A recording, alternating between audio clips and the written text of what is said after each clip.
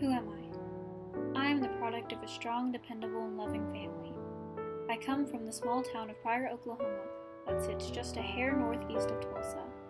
I grew up on 212 North Orange Street with my mom. As the flowers grew, so did I. We had small patches of marigolds, strawberries, and morning glories.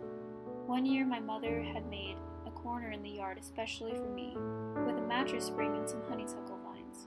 We called this our tea garden. After my senior year of high school, I plan on taking a road trip to visit places I have lived, and I hope to see Pryor again. My favorite place to eat in Pryor was a tiny burger and shake place called Pete's. I enjoyed going on walks around the town with my mom and getting to stop at Pete's for a kids' meal every now and then.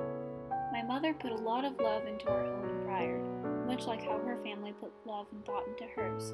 My great-grandpa, Howard, also lived in Pryor.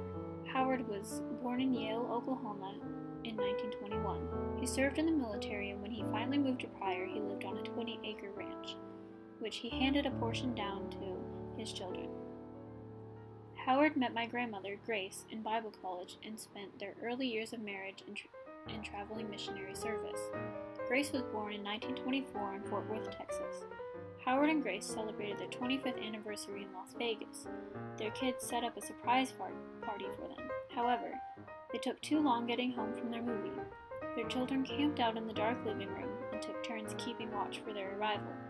After a long night waiting, the party was a success, and Howard and Grace were greeted with a cake and a beautiful new bedspread. My grandma Gracie is the eldest of 8 children. She had 4 children with my grandpa Don.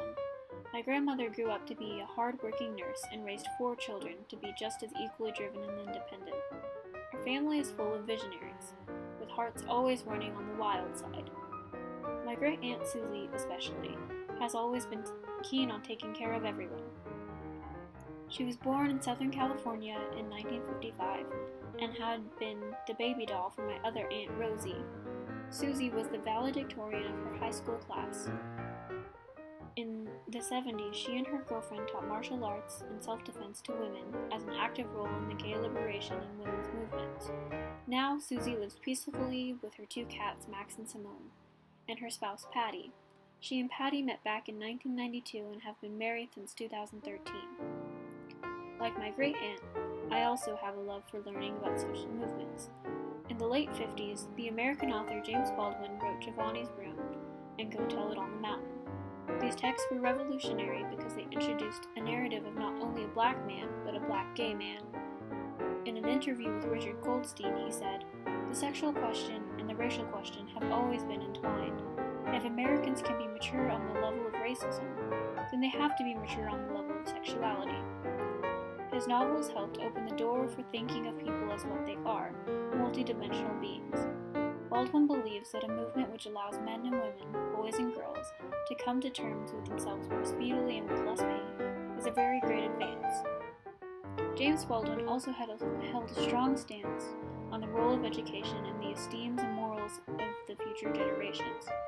He placed a great importance on the teachers and addressed them in New York with his Talk to Teachers speech. He stated, "If, for example, one managed to change the curriculum in all the schools so that blacks learned more about themselves and their real contributions to this culture, you would be liberating not only blacks, you'd be liberating white people who know nothing about their own history." The notion of alterity that is still prominent even today obstructs the path to a free future. American history is intersectional, it is multifaceted. During periods like the 60s, 70s, and 80s, we come to see that the American society is reacting to what Baldwin describes as a deliberate policy hammered into place in order to make money from black flesh. Baldwin's words helped act as a catalyst for the civil rights movement, teacher strikes in California, the Kent State protest, and the Montgomery bus boycott. The impact of James Baldwin goes beyond his writing. His words enter the minds and hearts of Americans in the classroom and in the pews.